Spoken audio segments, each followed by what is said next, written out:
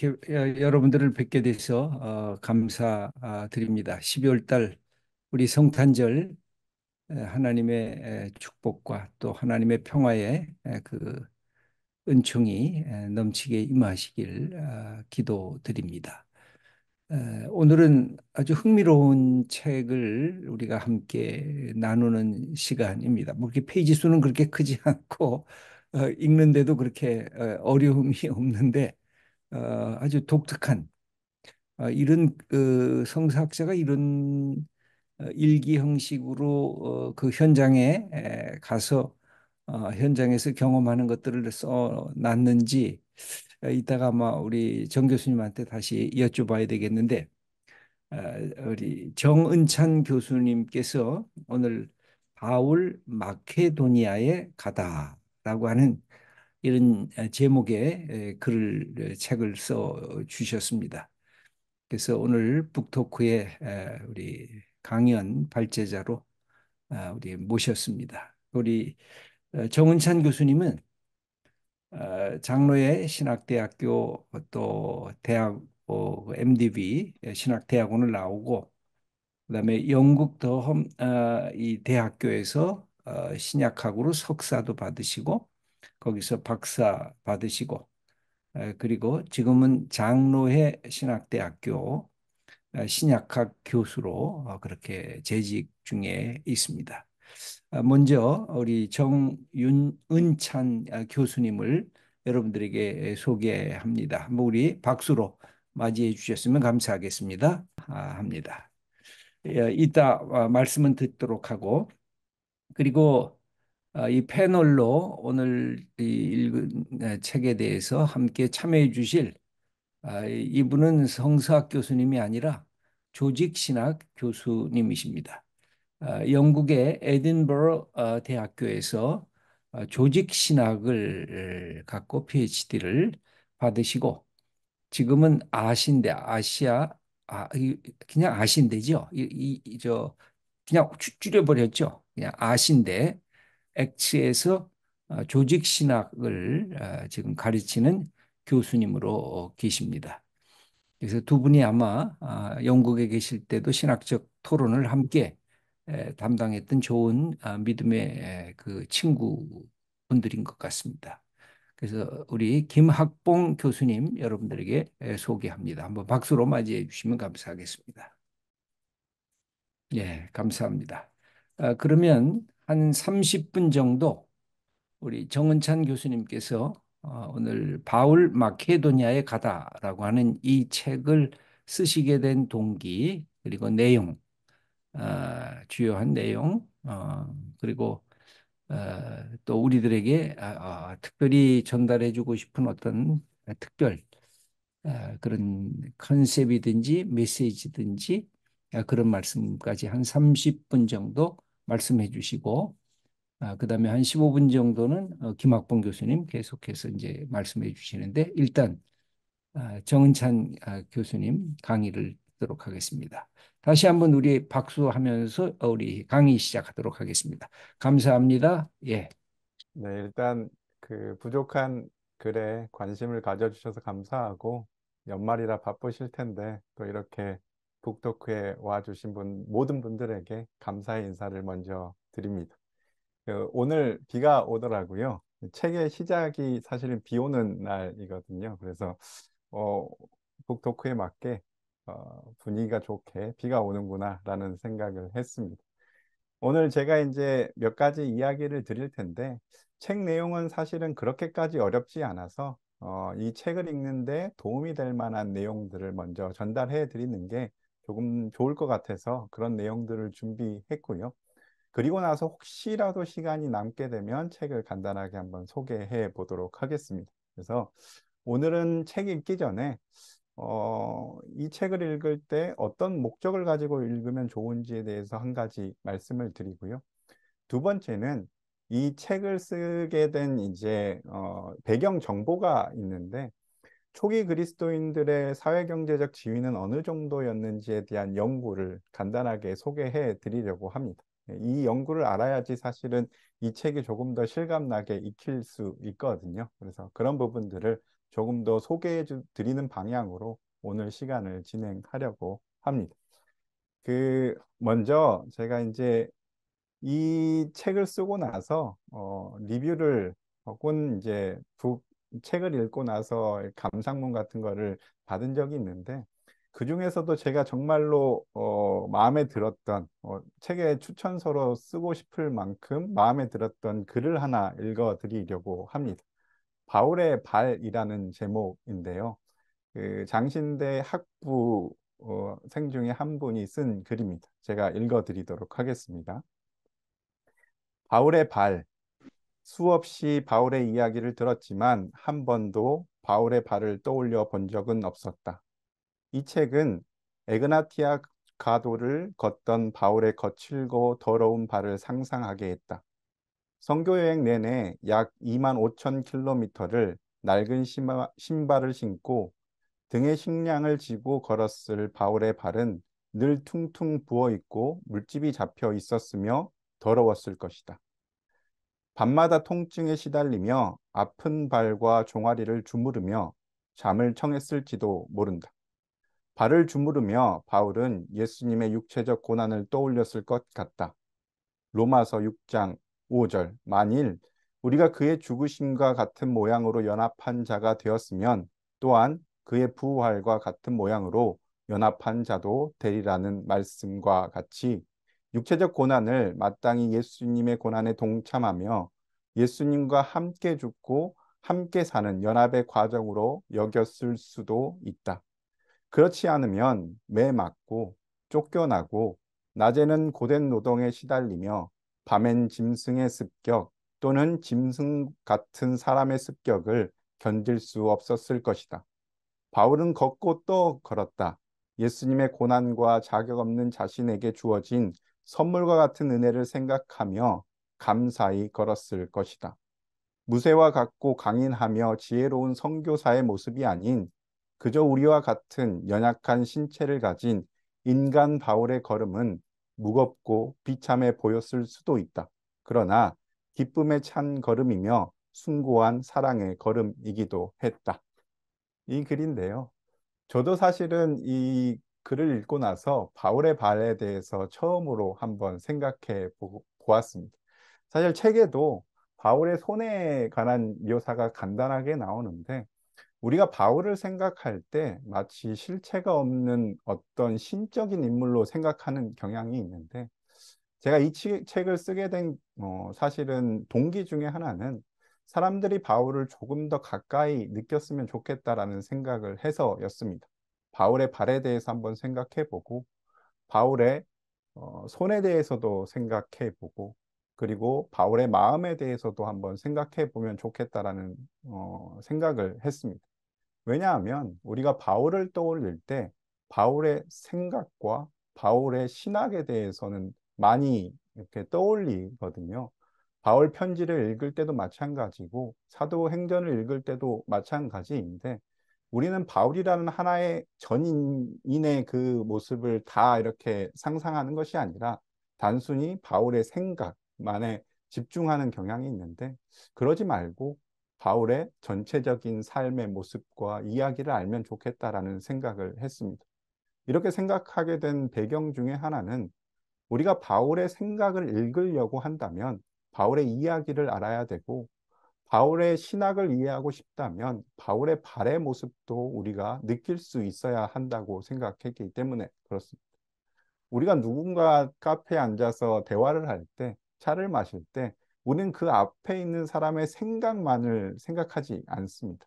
그 사람의 삶의 이력과 그리고 마음, 그리고 손의 모습, 제스처 이런 것들을 보면서 그 사람에 대해서 전인격적으로 그 사람을 받아들이게 되는 거거든요.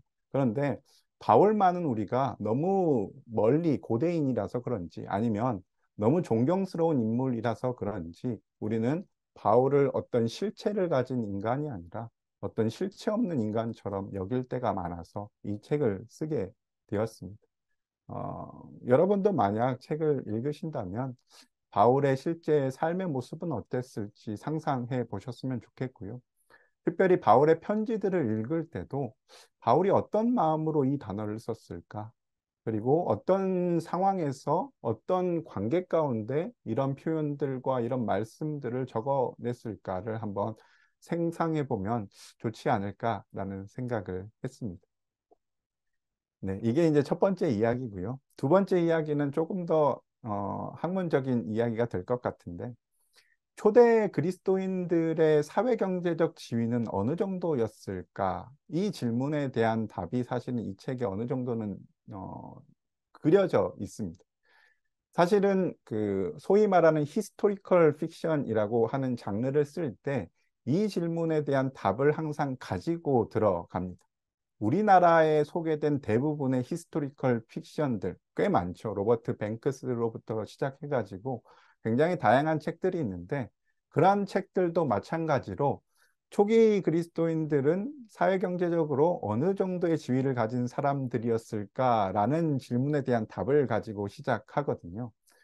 이 바울 마케도니아 가다라는 책이 그런 다른 그 히스토리컬 픽션과 가장 다른 지점이 이 질문에 대한 답입니다. 이런 관련 서적들을 많이 읽어보신 분들은 아마도 그런 부분에 대해서 한 번쯤 생각해 봤을 것 같긴 한데 다른 대부분의 히스토리컬 픽션들, 그러니까 1세기 기독교에 대한 히스토리컬 픽션들은 대부분의 등장인물들이 사회경제적으로 지위가 꽤 높은 편입니다. 굉장히 여유롭고 넉넉하고 그런 지위를 가진 사람들이 주인공으로 등장하거든요. 근데 이제 이 바울 마케도니아에 가다 이 책은 사실은 조금 더 그거와는 반대되게 초기 그리스도인들은 그렇게 사회경제적으로 지위가 높지 않았을 거라는 전제를 가지고 사실은 이 이야기를 시작합니다. 그래서 그 이야기를 보시면서 아, 초기 그리스도인들의 일상적인 삶은 이러했을 것 같다라고 생각을 해보시면 좋겠다는 마음입니다. 네. 이거에 대한 이제 그 논의를 간단하게 한번 보여드릴게요. 화면을 잠깐 공유해 드릴 텐데, 보시면은 초기 그리스도인들에 대한 몇 가지 묘사, 외부인들의 묘사가 있습니다. 첫 번째는 플리니라는 굉장히 유명한 사람의 글인데 그리스도인들에 대해서 이렇게 이야기했습니다. 모든 연령대, 모든 계급, 모든 성에서 그리스도인들을 찾아낼 수 있다. 뭐 이런 이야기이죠. 그러니까 사회경제적으로 굉장히 다양한 사람들이 이 교회 안에 있었다라는 전제를 가지고 이렇게 기록을 남긴 거겠죠. 이와 완전히 반대되는 외부인의 자료도 있습니다. 켈수스라는 사람인데 2세기의 사람입니다. 그리스도인들은 직물 장인들, 신발 수성공, 세탁업자이며 글을 읽을 줄 모르는 지방 촌놈들이다. 그러니까 사회경제적으로 지위가 굉장히 낮았을 거라고 이야기하는 게 이 사람의 이야기인데 여기에 반박해서 오리겐이 고린도전서 1장 26절을 언급하면서 그렇게 지방 촌놈들만 있는 게 아니라 글을 읽을지 모르는 사람들만 있었던 게 아니라 그래도 어느 정도는 교육을 받고 사회경제적으로 지위가 있었던 사람들이 이 교회 안에 있었다라고 주장을 하기도 합니다. 이 두 가지 주장이 사실은 있어요. 그래서 신약학자들 사이에서도 이 두 가지 가지고 굉장히 많은 논쟁을 하는 편입니다. 논쟁사를 조금만 정리해 드릴게요. 네. 그 예탑이라고 불리는 그 주장을 가진 학자들이 있어요. 대표적인 학자가 다이스만이라는 학자입니다. 이 학자는 1920년경에 기독교 문헌을 분석하면서 초기 기독교 공동체가 가난한 사람들의 공동체였을 것이라고 주장을 합니다. 물론 예외적인 상황들이 있고 예외적인 인물들이 있었지만 대체로 기독교 운동은 가난한 사람들과 연결되어 있을 것이다라고 주장하는 게 이 사람의 주장이고요.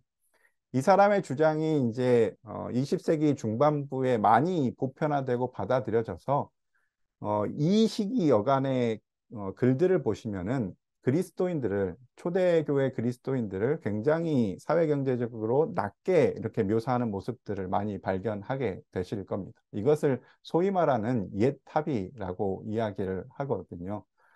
이거를 이제 시대를 조금 건너뛰어 가지고 2000년대에 이르러 가지고 저스틴 매깃이라는 학자가 이런 옛 합의를 극단적으로 밀고 나갑니다. 그러면서 뭐라고 이야기를 하냐면 로마 시대는 시대 자체가 99%는 가난한 사람들이었고 1%만 엘리트들이라고 부를 수 있는 사람들이었다라고 이야기를 하면서 당연하게도 초기 그리스도인들은 그 99%의 가난한 사람들에 속한다라고 주장을 합니다. 그래서 이 사람은 초대교회를 묘사할 때 이렇게 이야기를 하는데 가난한 자들이 교회에 모여 함께 가난을 극복하기 위해서 상호 호혜적인 관계를 맺었고 어느 정도 수평적인 관계를 만든 게 초대교회라는 주장을 합니다. 좀 극단적으로 밀고 나간 케이스입니다. 이런 주장에 반대하는 학자들이 있는데 이 반대하는 학자들이 우리가 너무나 잘 알고 유명한 학자들입니다. 어떤 학자들이냐면 말허비, 믹스, 저지, 타이슨. 사실 이름만 들어도 성서학을 공부한 사람이면은 와, 되게 대단한 사람들이 이 주장에 이렇게 동의를 표하는구나라는 생각을 가지실 텐데 이런 사람들이 한 1970년대에 이르러 가지고 초대교회는 상당히 다양한 계층의 사람들이 모여서 만들어진 공동체다라고 주장을 합니다. 특별히 말허비가 직접적으로 이 말을 하는데 새로운 합의가 그러니까 아까 말씀드렸던 옛 합의가 이제는 더 이상 이렇게 학문적인 근거가 없고 이제 보니까 새로운 합의가 지금 일어나고 있는지도 모른다라고 주장하면서 초기 그리스도인들의 사회경제적 지위가 아까 말씀드렸던 다이스만이 주장했던 것보다 훨씬 높았을 것이다 라는 주장을 합니다. 그러면서 이 이제 새 합의의 선두주자 같은 사람 중에 한 명이 타이센인데 타이센은 아까 저스트 맥잇과 완전히 다른 방식으로 초대교회를 묘사하는데 이런 주장을 합니다. 타이센은 다양한 계층이 모인 교회 내부에서 그리스도인들이 다소 이 수직적인 관계를 맺었을 것이며 이걸 전문 용어로 러브 파트리아컬리즘이라고 하는데 사랑의 관계이긴 하지만 그 위계 질서가 있었다라는 이야기입니다. 영향력 있던 지도자들이 그 외 멤버들을 경제적으로 지원했을 것이다라고 주장합니다. 그래서 이 두 가지 주장이 사실은 2000년대 초반까지 공존하고 있었습니다. 어떤 사람들은 초대교회를 여전히 가난한 사람들의 운동, 가난한 사람들의 모임이라고 생각하고 새 합의를 지지하는 사람들은 이 교회가 다양한 계층이 모인 사람들이었을 거라고 이야기를 합니다. 이런 주장 가운데 이제 사실은 몇 가지 어려운 점들이 있는데 이런 거예요. 우리가 사회경제적 지위에 대해서 이야기할 때 가난한 사람, 부자, 중산층 이런 용어들을 사용하거든요. 그런데 생각해 보면 이런 용어들은 사실은 말해주는 바가 거의 없습니다. 그러니까 누가 쓰느냐에 따라서 가난한 사람들의 정의가 달라지거든요. 그래서 교회 안에서 가난한 사람이 있었다라는 말은 어떤 학자가 주장하느냐에 따라서 굉장히 다른 말이 돼버리고 뭐 부유한 사람이 있었다. 어떤 사람들은 이 부유하다는 말을 로마 최상위층을 얘기할 때도 있고 어떤 사람들은 경제적으로 다소 이렇게 여유가 있던 사람들을 부유한 사람들이라고 이야기를 하기도 하거든요. 이런 어려움이 한 가지 있고 두 번째 어려움은 사회경제적 지위라고 했을 때 이 지위라는 용어 자체가 너무 많은 것을 함축하고 있다라는 이야기입니다.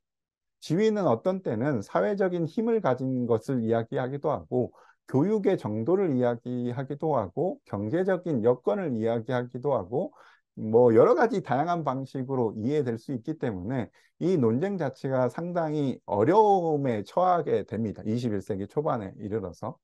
그런데 이런 어려움을 극복하고자 어떤 걸 신약학자들이 만들어냈냐면 가난 지수라는 거를 만들어냈습니다.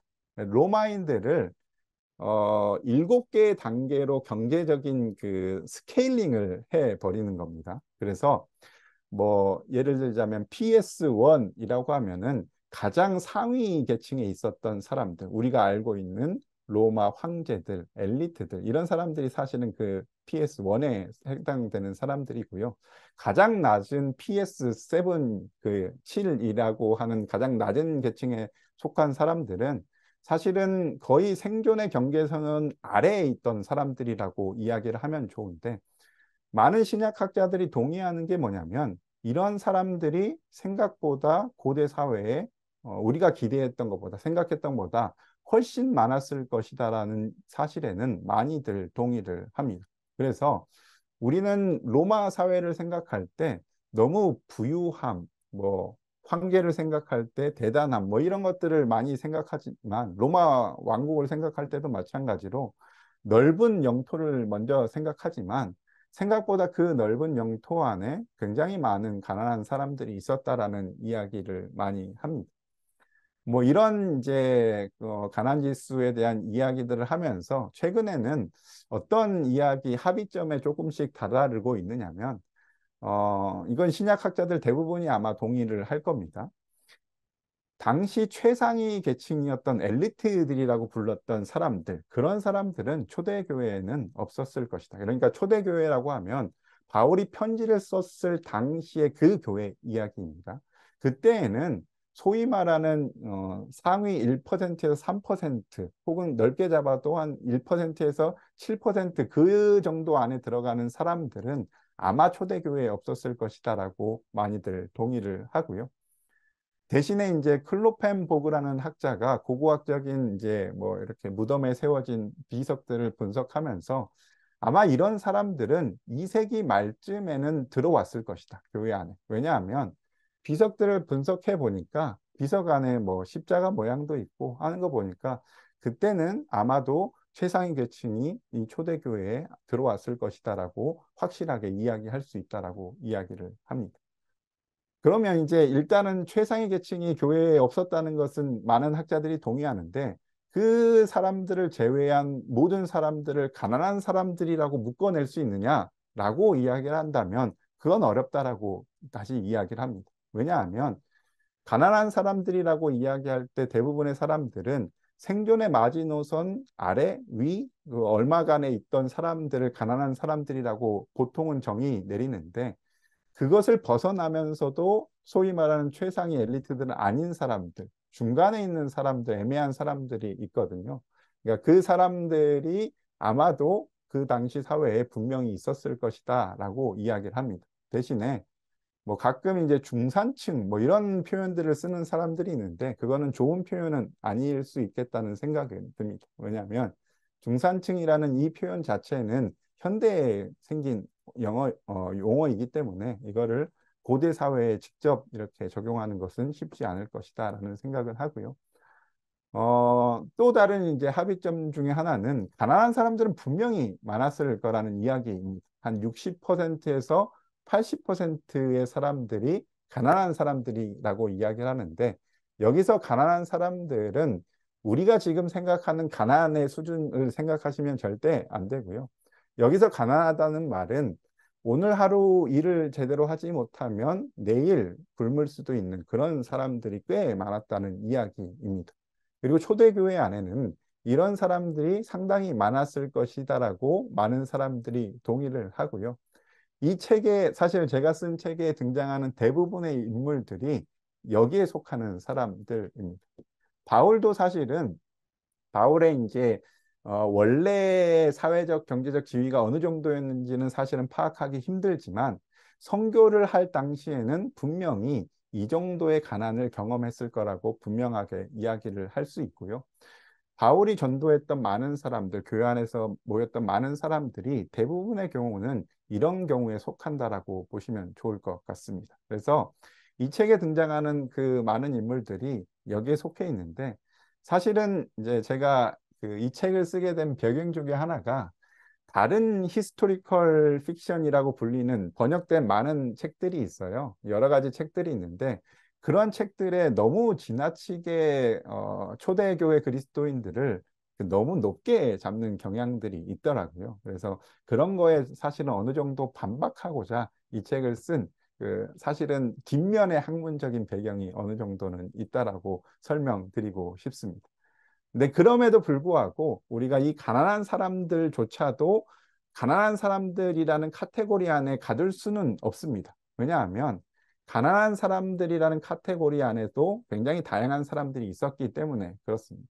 재미있는 연구 중에 하나가 피터 옥스라는 학자가 그 폼페이의 집들의 크기를 다 분석한 다음에 그 당시에 일반인들이라고 불렸던, 그러니까 경제적으로 넉넉하지 못했던 사람들 사이에서도 이런 그 집 크기의 차이나 이런 것들을 볼 때 상당히 다양한 사람들이 있었을 것이라고 이야기를 합니다. 그래서 사실은 이러한 전제를 가지고 성경을 어느 정도 읽으면 도움이 되지 않을까라는 생각을 하는 게, 왜냐하면 바울의 많은 편지들은 사실 이런 사람들에게 보내진 거예요. 특별히 데살로니가 전서 같은 경우를 보자면 손으로 일하십시오라고 이야기를 하잖아요.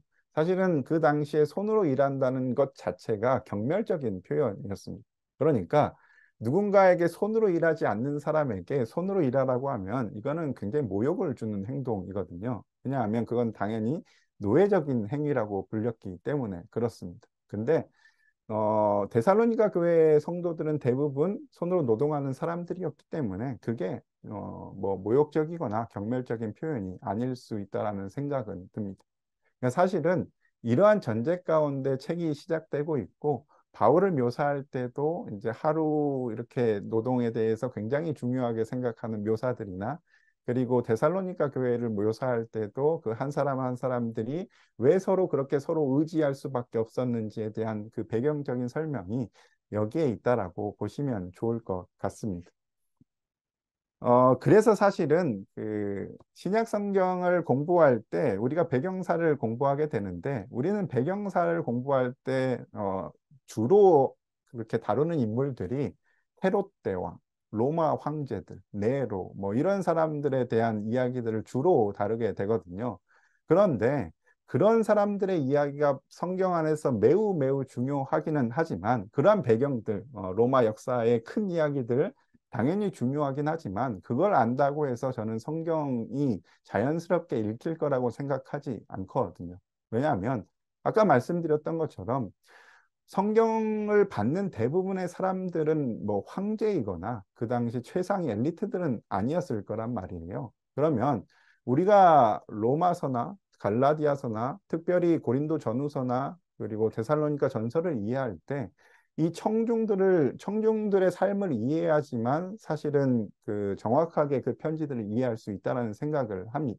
그래서 우리는 어쩔 수 없이 배경사를 공부하게 되면은 이 역사에 대한 미시적인 접근을 조금 할 필요가 있습니다. 그러니까 초대교회 안에 속했던 그 사람들의 삶의 이야기를 조금 알면 더 이렇게 바울의 편지들이 자연스럽게 읽히지 않을까라는 생각을 하게 됩니다. 그래서 이 책이 주는 한 가지 장점은 그런 부분이에요. 제가 책에서 자꾸 막 그 설명을 하게 되는데, 저도 일기라 가지고 설명을 하고 싶진 않았어요. 그런데 계속해서 이제 어쩔 수 없이 설명하게 되는 그 부분들이 있는데, 그런 부분들은 대부분 이런 역사에 대한 미시적인 접근을 어느 정도 담고 있는 거라고 보시면 좋고, 그러한 미시적인 접근을 담고 있는 이야기를 가지고 그리고 나서 바울의 편지들을 읽어보시면 아마 조금 더 생동감 있게 읽혀지지 않을까라는 생각을 하게 됩니다.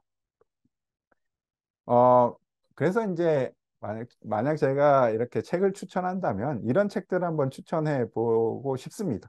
성서학 책들이 아닌 경우입니다, 전부. 어, 신약 성경을 읽을 때 이 정도의 책을 읽으면은 그래도 신약 성경이 조금 더 생동감 있게 다가오지 않을까 하는 책들입니다. 첫 번째 책은 로버트 넵이라는 사람이 쓴 99%의 로마인은 어떻게 살았을까? 그러니까 소위 말하는 그 당시 역사 기록에 보이지 않는 사람들은 어떻게 살았을까를 다루는데, 이게 되게 괜찮은 책 중에 하나입니다. 너무 학문적이지도 않고 너무 일반 대중적이지도 않은 책이라 가지고 아마 성경을 읽을 때 이 정도 읽으시면 도움이 많이 되실 거라는 생각이 들고, 두 번째 책은 메리 비어드라는 학자가 쓴 폼페이 사라진 로마 도시의 화려한 일상이라는 책인데, 이 책은 제목을 잘못 번역했어요. 의도적으로 화려한이라는 것을 덧붙이긴 했는데 화려한 일상이 아니라 그냥 사라진 로마 마을의 일상이라는 제목을 가지고 있는 책입니다. 그래서 이 책도 읽으시면은 그 당시에 일반인들이 어떻게 살았는지, 어떤 환경에 있었는지를 조금 더 알 수 있을 거라는 생각이 들고, 조금 더 대중적인 서적으로 오면은 게리 라이언이라는 학자가 쓴 거꾸로 읽는 그리스 로마사, 이 책도 아마 여러분이 재밌게 읽을 수 있지 않을까. 뭐 이 책에 뭐 재미난 내용들이 되게 많은데 그 당시의 수염은 어느 시대에 유행했고 어느 시대에는 유행하지 않았고 뭐 이런 것들을 다루는 좀 재밌는 책입니다. 네 번째 책은 만화책입니다.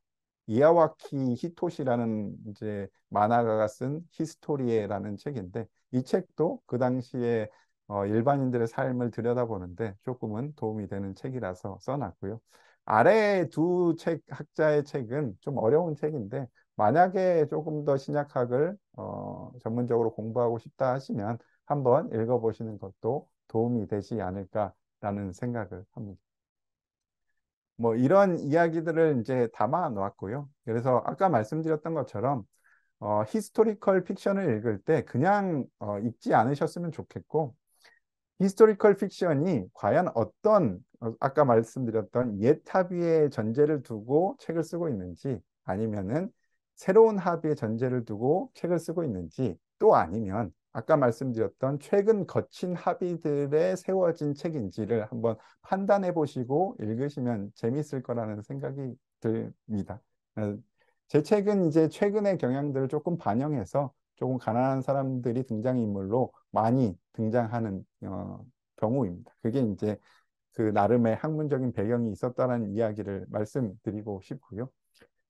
시간이 조금 더 남아가지고 제가 책 내용을 간단하게 말씀을 드리자면 이 책은 사실은 사도행전의 이야기를 따라가긴 하는데 단순히 시간적으로만 따라가는 건 아닙니다. 5장으로 구성되어 있는데 5장마다 각 장에 사실은 주제 의식이 조금 있거든요. 첫 번째 장은 바울의 방황입니다. 그리스도인들의 방황이라고 말해도 좋고 저의 방황이라도 이야기를 해도 좋습니다. 그리스도인들은 살아가면서 어두운 터널을 지나게 되는데 이때 우리가 합당한 반응은 어떤 것일지에 대해서 사도행전을 묵상하면서 제가 그거를 일기 형식으로 풀어낸 거고요. 두 번째 장은 종말과 일상에 대한 이야기입니다. 종말에 대한 이야기를 제가 자주 하게 되는데 왜냐하면 우리는 종말을 너무 미래지향적으로 이해하는 경향이 있습니다. 당연히 미래에 대한 이야기이기 때문에 미래지향적으로 이해할 수밖에 없긴 하는데 바울은 항상 이 미래에 대한 이야기를 다룰 때 현재 우리 삶과 계속해서 연결시키려는 경향이 있거든요. 그런 것들을 좀 포착해 보셨으면 좋겠다라는 생각이 들고 여기에도 뒤에 이제 학문적인 논쟁이 하나 있는데 스토아파와 바울 신학은 어떤 점에서 비슷하고 어떤 점에서 차이가 있는가를 조금 다루었거든요. 그런 부분들 한번 보시면서 읽으면 조금 도움이 되지 않을까라는 생각이 들고요. 가장 이제 제가 생각하기에 수토학파, 이제 이거는 이제 학문적으로 굉장히 많이 논의된 이제 그런 이야기이기도 한데, 많은 사람들이 이 스토아파와 바울 신학의 공통점에 많이 집중한다면, 저는 이 두 번째 장에서 다른 점들을 조금 묘사하려고 노력을 했습니다. 그 중에서도 공동체 안에서의 관계가 어떤 관계를 이루어야 이상적인 관계인가에 대해서 조금 더 바울의 입장에 서가지고 스토아파는 조금 다른 방식, 스토아파와는 조금 다른 방식으로 이야기를 조금 전개해 보았습니다. 그리고 세 번째 장의 주제는 명확합니다. 여성들, 교회 여성들입니다. 이거는 사실은 역사적 읽기라기보다는 독자 반응 비평에 가까운 그러니까 제가 가지고 있는 문제의식을 가지고 사실은 사도행전이나 바울 서신에 들어간 경우라고 보시면 좋고요. 그럼에도 불구하고 저는 초대교회 안에서 여성들이 상당히 활발히 활동했을 거라고 생각하는데 이것도 사실은 시대 보정이 당연히 필요한 겁니다. 우리가 2000년 전의 이야기를 지금의 것으로 이해하면 절대 안 되고요. 2000년 전 문서, 다른 문서들과 비교해 보면 여성들에 대해서 이렇게 긍정적으로 묘사하는 문헌이 있을까라고 싶을 정도로 사실은 여성에 대해서 긍정적으로 묘사하는 게 사실은 신약의 문헌들이거든요. 그래서 그런 부분들을 조금 자세하게 다루어 보았고요. 4장과 5장은 데살로니가 교회에 대한 이야기를 다루어 보았습니다. 아까 말씀드렸던 것처럼 데살로니가 교회 그리스도인들의 일상적인 삶에 대해서 조금 다루어 보았고요. 그들이 느꼈던 생존의 위협이나 이런 것들을 다루면서 그들이 그 생존의 위협을 어떻게 극복했는지에 대한 이야기도 어느 정도 담겨 있고요. 그런 삶의 이야기를 바탕으로 데살로니가 전서가 쓰였다는 이야기를 마지막에 해 두었습니다. 이렇게 읽으면 데살로니가 전서가 절대 소위 말하는 추상적인 이야기가 아니라는 것을 여러분들이 확실히 알게 될 거라는 생각이 드는데, 그 당시 데살로니가 교인들이 갖고 있었던 삶의 문제 하나하나에 응답하는 게 사실은 데살로니가 전서이거든요. 그런 방식으로 데살로니가 전서를 한번 읽어보셨으면 좋겠다 싶어가지고 그런 부분들에 대해서 묘사를 해 보았습니다. 네, 시간이 다 돼서 여기까지 하도록 하겠습니다. 경청해 주셔서 감사합니다.